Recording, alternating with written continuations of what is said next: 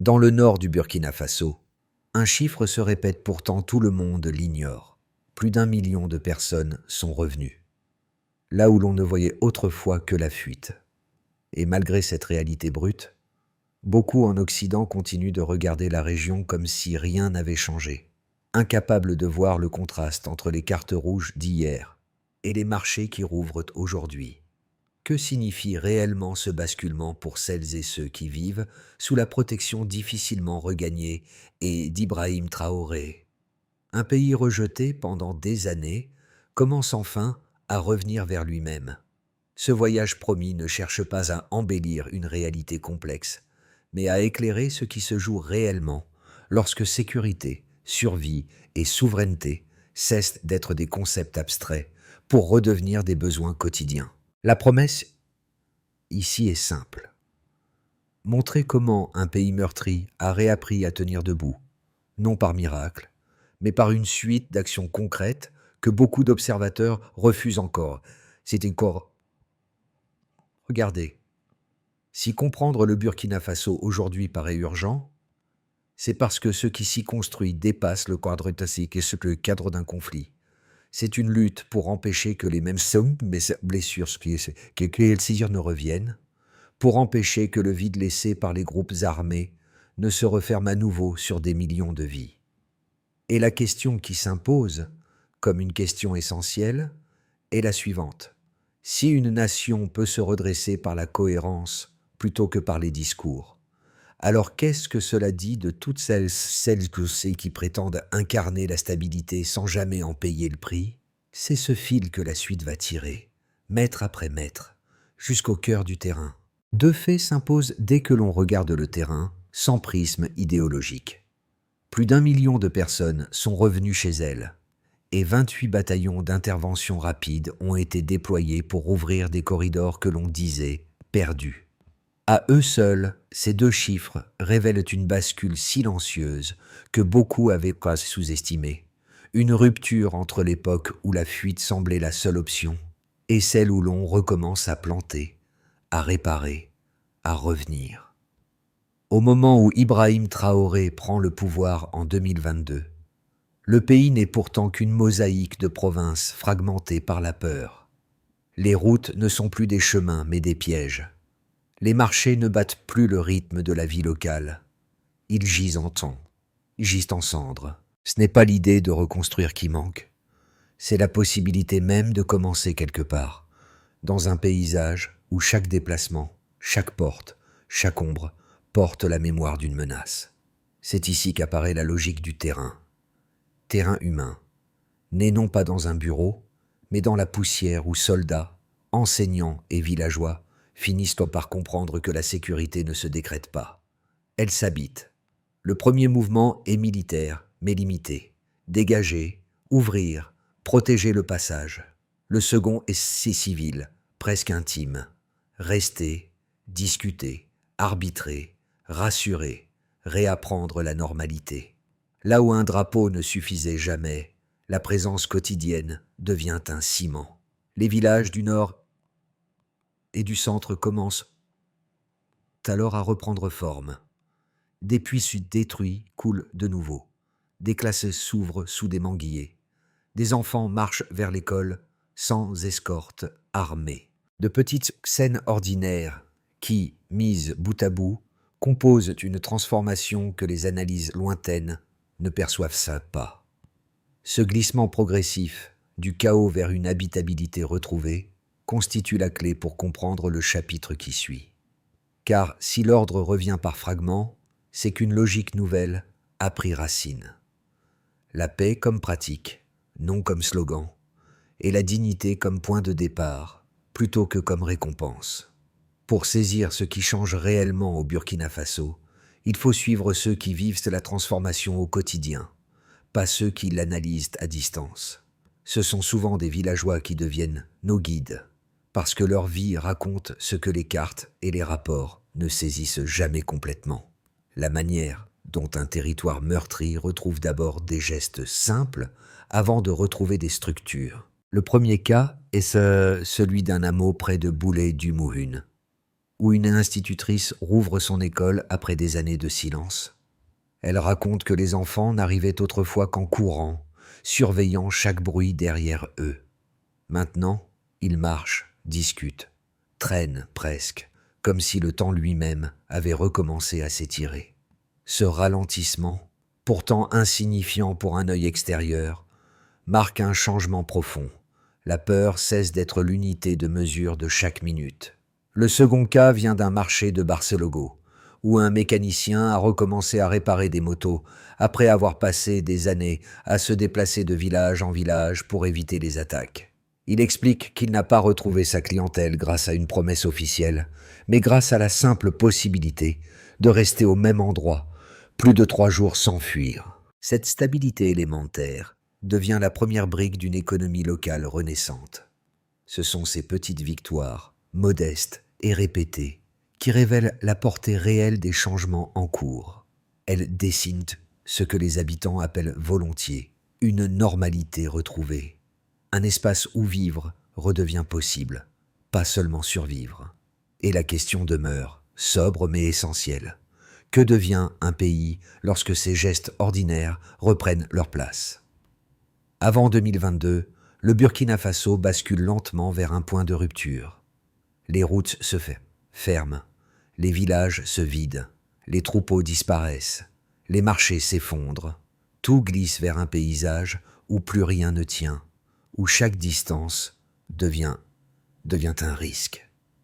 La question n'est plus de savoir comment reconstruire, mais de comprendre comment empêcher l'effondrement total d'un territoire fragmenté par les groupes armés. Pendant ce temps, les provinces du Nord et du Centre s'enfoncent dans une spirale où chaque attaque déplace encore plus de familles, où chaque fuite nourrit l'idée que plus rien ne peut être sauvé.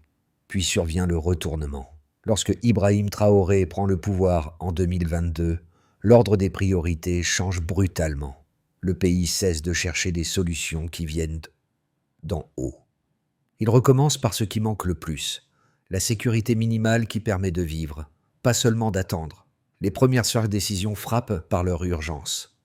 Créer des unités mobiles capables d'intervenir rapidement, reprendre des corridors un par un, boucher les trous laissés par les années d'abandon.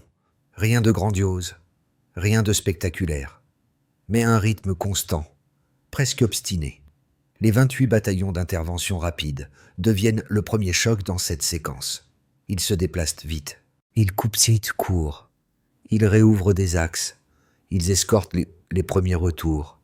Là où l'on voyait des barrages tenus par des bandits, on voit désormais des patrouilles qui restent suffisamment longtemps pour que les enfants retournent à l'école. C'est un basculement qui se joue en gestes courts. Avancer, sécuriser, maintenir. Rien qui fasse la une des journaux, mais tout ce qui permet à une société de recommencer à respirer. Vient ensuite la deuxième vague. Des unités de police mobile et de gendarmerie s'installent dans les zones dégagées. Elles restent, elles parlent, elles réparent, elles arbitrent les conflits, elles surveillent les champs, elles rendent possible les premiers marchés du matin. Ce n'est plus un territoire repris, mais un territoire habité à nouveau. Cette présence soutenue change la nature même de la victoire. Ce n'est plus une opération militaire, c'est une transformation sociale lente. À Gabou, des commerçantes rouvrent ce qui n'était plus qu'un alignement de ruines. À Tamasco, des familles réinstallées repartent vers leurs parcelles abandonnées depuis des années. À Doumouhune, des puits revivent. Les scènes se répètent. Un professeur remet la craie sur le tableau. Un mécanicien rouvre sa fosse de réparation. Une mère puise de l'eau sans détourner la tête à chaque bruit. Et pourtant, même au cœur de ces signes de renouveau, la tension reste palpable. Les frontières avec le Mali et le Niger demeurent instables. Les attaques existent encore. Les retours de déplacés dépassent 1 million, mais chacun d'eux porte le souvenir d'un départ forcé. Ce contraste, progrès concret et menaces persistantes, devient l'état normal du pays. Un équilibre fragile, un fil tendu entre ce qui renaît et ce qui pourrait s'effondrer à nouveau. La dignité, mot souvent galvaudé ailleurs, prend ici une forme concrète. Dormir sans peur, marcher sans escorte, vendre sans mendier. Le pays avance par fragments, mais chaque fragment porte du poids. Et une question, suspendue mais inévitable, ouvre la suite. Jusqu'où peut aller cette dynamique lorsque ceux qui reviennent deviennent eux-mêmes les piliers de la stabilité retrouvée? Revenir au réel impose de regarder les transformations du Burkina Faso non par impression, mais parce que les chiffres disponibles racontent lorsqu'on les relie au terrain. Le premier repère, comme point de repère fondamental, est celui des 28 bataillons d'intervention rapide déployés dans le nord et le centre. Avant leur mise en place, de vastes corridors humanitaires étaient impraticables et chaque trajet devenait une prise de risque continue. Après leur déploiement, ces axes commencent à s'ouvrir et la circulation reprend morceau par morceau. Le deuxième point, plus massif encore, concerne les plus d'1 million de personnes revenues dans leur localité d'origine. Ce chiffre, longtemps jugé impossible dans un pays où les déplacements forcés redessinaient même les cartes administratives, devient le meilleur indicateur de confiance retrouvée. Revenir n'est jamais un geste neutre. Il suppose non seulement la baisse de la menace immédiate, mais aussi la perception que la vie quotidienne peut reprendre, même fragilement.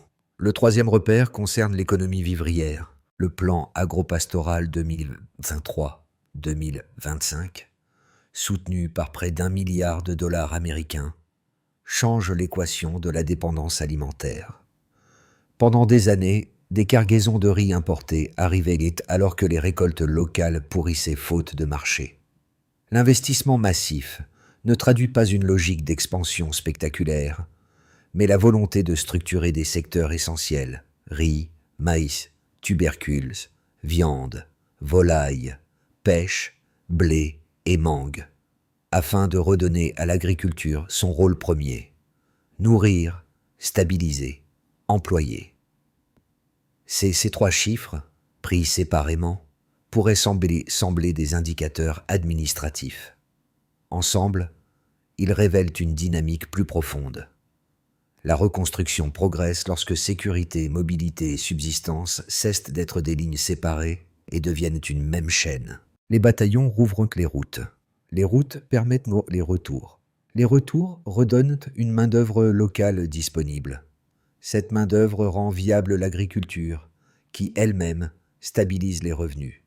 Le pays sort du cercle vicieux pour entrer dans un cercle, encore fragile, de reconstruction cumulative. Dans les villages du Nord, les puits remis en service sont directement liés à la circulation rétablie. Dans les marchés de Barcelogo ou Gabou, les vendeuses expliquent qu'elles n'auraient pas pu revenir sans le réseau de patrouilles qui maintient les axes ouverts. Les agriculteurs d'Arbalais et de Borba, désormais fournisseurs du programme alimentaire mondial, le disent eux-mêmes. Ce n'est pas l'aide extérieure qui change leur vie, mais la possibilité de vendre leur propre production. Le delta le plus significatif n'est donc pas seulement statistique, mais social. Là où la survie reposait jadis sur l'attente de cargaisons importées, elle repose désormais sur le travail de ceux qui cultivent, élèvent et transforment. Une société cesse d'être suspendue au secours lorsqu'elle recommence à compter sur ce qu'elle produit elle-même. Pour comprendre la portée réelle des transformations en cours, il faut accepter d'examiner les critiques les plus sérieuses, celles qui ne s'appuient pas sur des clichés, mais sur des inquiétudes réelles. Le premier argument, souvent avancé par certains observateurs occidentaux, affirme que l'approche actuelle s'apparente à une militarisation excessive, déploiement massif de forces, centralisation des décisions, suspension des élections et risque de dérive autoritaire. Selon ce point de vue, un pays qui s'appuie sur des unités d'intervention rapides et des structures de sécurité renforcées finirait par dépendre d'un appareil coercitif, même si celui-ci se présente comme un outil de stabilisation. L'idée est simple. Trop de sécurité tue la sécurité, car elle crée des tensions nouvelles au lieu d'apaiser les anciennes. Le second argument insiste sur l'isolement économique supposé du pays. Les critiques affirment que rompre avec la dépendance traditionnelle à l'aide internationale pourrait fragiliser le Burkina Faso, l'exposer à des chocs climatiques ou alimentaires et couper des liens financiers essentiels. Ils voient, dans la promotion de l'autonomie agricole, une forme de nationalisme économique qui, selon eux, risque de réduire les investissements étrangers et de laisser les populations rurales sans soutien suffisant lors des crises. Face à ces deux thèses, la réponse du terrain propose un contrepoint entièrement fondé sur les faits constatés. Ce que les critiques appellent militarisation est vécu dans les villages comme un simple retour de la sécurité minimale permettant d'étudier, de cultiver, de commercer.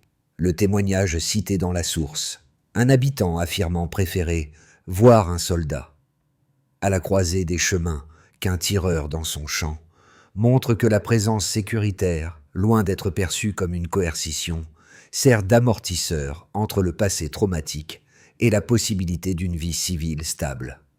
La critique et l'expérience ne parlent même pas de la même chose. Sur le plan économique, l'argument isolationniste se heurte à un fait majeur.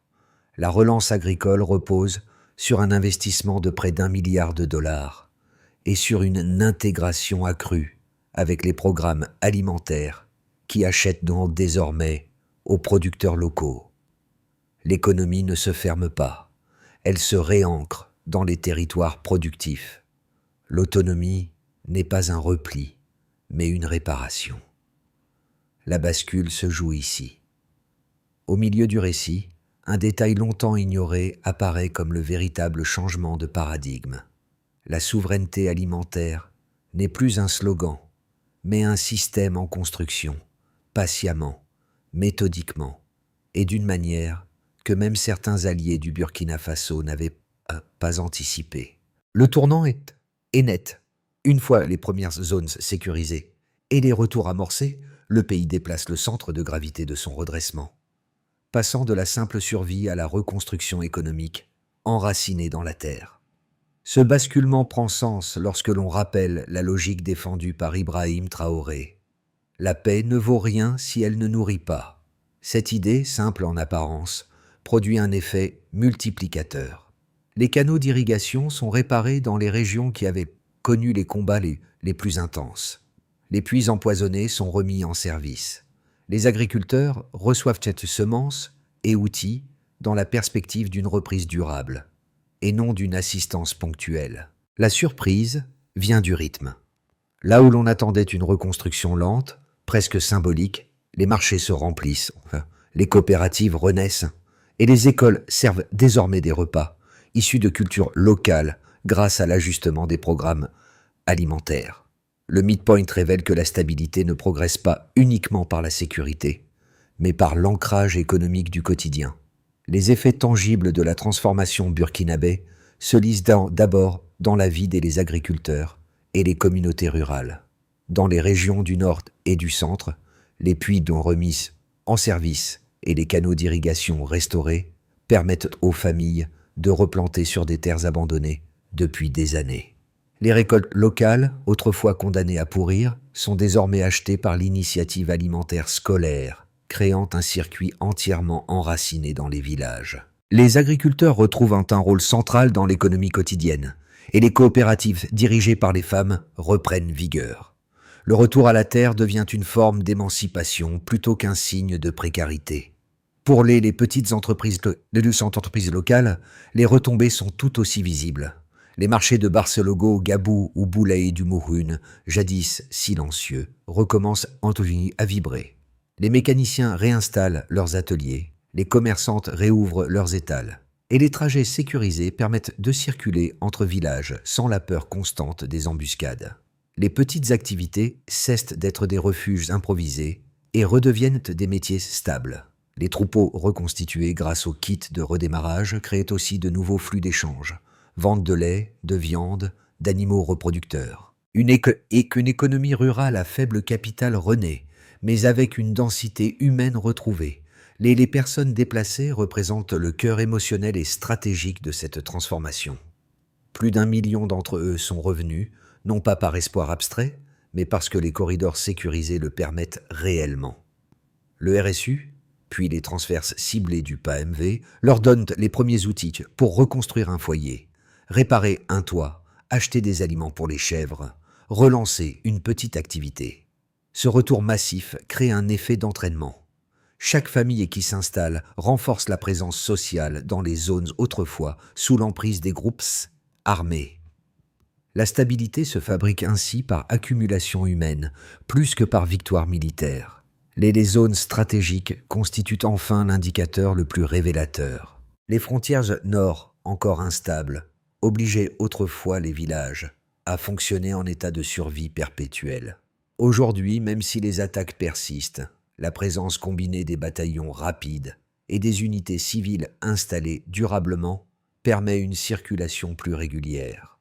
Les projets structurants, comme l'usine de transformation de viande à Bobo Dioulasso, donnent aux provinces éloignées une place dans l'économie nationale plutôt qu'un statut de marge sacrifié.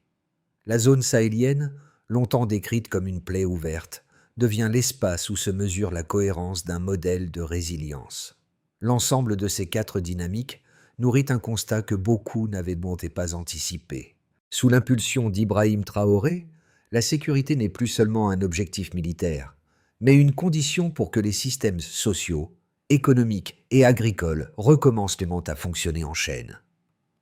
Le résultat n'est ni spectaculaire, ni homogène, mais il est réel. Des vies autrefois suspendues reprennent une trajectoire. Et c'est ce glissement silencieux, du chaos vers la capacité d'agir, qui redéfinit la manière dont le Burkina Faso avance aujourd'hui. Dans une trajectoire prudente, le pays maintient le rythme actuel. Les retours se poursuivent, les marchés locaux gagnent en densité, et les secteurs agricoles consolidés par les investissements récents stabilisent les revenus de milliers de ménages.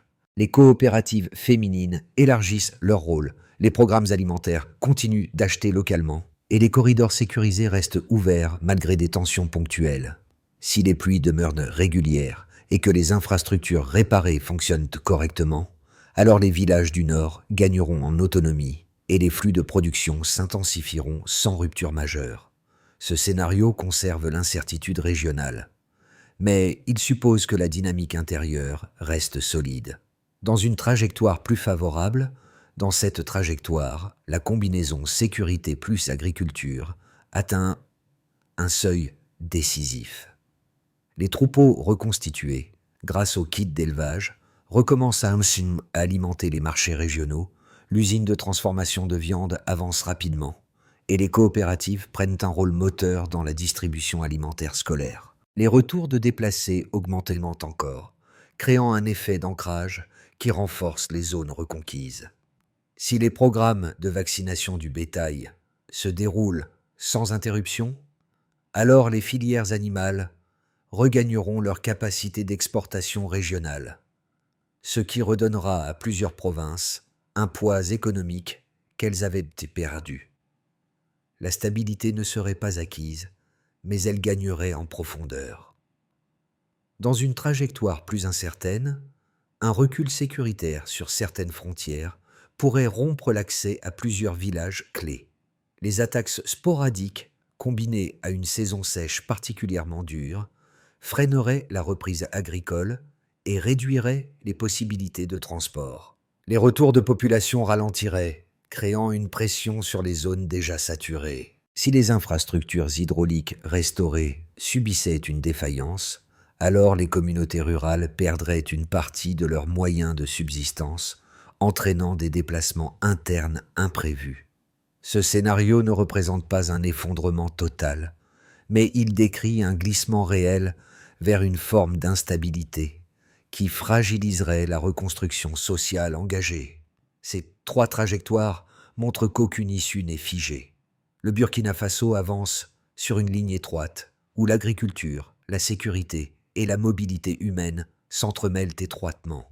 Les prochains mois dépendront moins d'un événement spectaculaire que de la capacité collective à maintenir les zones stabilisées et à protéger les circuits vitaux qui font vivre les villages. Comprendre ce qui se joue au Burkina Faso oblige à dépasser la simple observation géopolitique. Beaucoup de spectateurs extérieurs voient encore l'Afrique à travers les cadres habituels. Aide, instabilité, dépendance. Pourtant, les témoignages du terrain décrivent autre chose. Des familles qui reconstruisent une routine, des villages qui reprennent souffle, et une économie rurale qui réapprend la persistance. Observer cela, c'est se confronter à une question universelle. Qu'est-ce que la sécurité signifie vraiment quand elle devient visible dans les gestes ordinaires? Plusieurs publics se reconnaissent dans ces scènes. Les personnes vivant dans des zones rurales ou dans des régions ayant connu des crises voient immédiatement la valeur d'un puits restauré, d'un marché qui rouvre, d'un troupeau reconstitué. Ceux qui travaillent dans l'humanitaire ou dans les politiques publiques y trouvent un exemple rare, où la reconstruction part du bas, non des salles de conférence. Et pour beaucoup d'habitants de pays éloignés du Sahel, il y a là un miroir surprenant. On redécouvre que dignité et autonomie ne sont pas des concepts abstraits, mais des réalités construites par des gestes persistants. Approcher cette histoire, c'est donc accepter qu'elle dit quelque chose de nous-mêmes. Elle rappelle que les sociétés ne guérissent pas par miracle, mais par une accumulation de micro-actes qui paraissent insignifiants jusqu'au moment où ils changent le paysage. Elle montre aussi que la distance géographique ne supprime pas la résonance émotionnelle. Un enfant qui marche vers l'école en sécurité parle à n'importe quel parent, quelle que soit la latitude. 2 gestes simples peuvent approfondir cette compréhension. Écouter les voix locales plutôt que les interprétations lointaines, et observer comment les systèmes renaissants, eau, marché, élevage, école, interagissent pour former une stabilité fragile mais réelle. C'est souvent dans cette lecture attentive que l'on perçoit la portée véritable du mouvement en cours. Pour comprendre comment la stabilité naissante du Burkina Faso peut se transformer en durabilité, il faut regarder les étapes concrètes qui structurent cette reconstruction. Le modèle articulé sur le terrain suit une logique progressive qui combine sécurité, identité administrative, moyens de subsistance et accès aux soins. Cette séquence, souvent résumée trop rapidement, constitue pourtant l'ossature du redressement actuel. Elle n'est pas idéologique, elle est opératoire. Comme première étape, les bataillons d'intervention rétablissent les corridors, puis les unités civiles s'installent durablement. Elles surveillent, arbitrent, rassurent. Lorsque la présence reste constante plus de 3 mois, la reprise sociale devient mesurable. Marchés ouverts, écoles fonctionnelles, déplacements non escortés. Comme deuxième étape, le registre social unique fournit une identité administrative aux rapatriés. Cette carte n'est pas symbolique, elle permet d'accéder aux programmes de soutien. La performance se mesure par le taux d'enregistrement et par la rapidité d'attribution aux nouveaux arrivants. Comme troisième étape, le programme distribue liquidités et appui aux micro-entreprises. Acheter des aliments pour les chèvres, réparer un toit, rouvrir une boutique. L'impact se suit par le retour des activités commerciales et par la baisse des départs forcés pour forcés. Comme quatrième étape, l'assurance maladie protège les familles d'un choc médical qui les replongerait dans la vulnérabilité. Les indicateurs sont simples. Consultations disponibles, médicaments accessibles, absence de vente de bétail pour payer des soins. Comme cinquième étape, les coopératives, les éleveurs et les agriculteurs deviennent les acteurs d'une économie qui se reconstruit par elle-même. Les résultats se lisent dans les méchiaquantes, dans les marchés qui reviennent à la vie, les troupeaux reconstitués et l'intégration des produits locaux dans les écoles. Ce parcours en 5 étapes décrit une méthode où chaque famille devient une brique dans un édifice collectif. Au moment où l'on s'éloigne des chiffres et des plans, l'image qui demeure était celle d'une mer puisant de l'eau sans craindre les silhouettes dans la poussière. Cette scène, simple et fragile, résume mieux que n'importe quel discours la portée du changement en cours. Elle renvoie à cet autre tableau, celui d'un jeune berger guidant ses chèvres sur une terre autrefois interdite, comme si chaque pas réécrivait ce que la peur avait effacé. Ces 2 figures, silencieuses mais tenaces, incarnent la promesse d'un pays qui tente encore de se rassembler. L'élan qui traverse ces instants doit beaucoup à l'idée répétée par Ibrahim Traoré. La dignité se construit dans les gestes ordinaires, pas dans les cérémonies.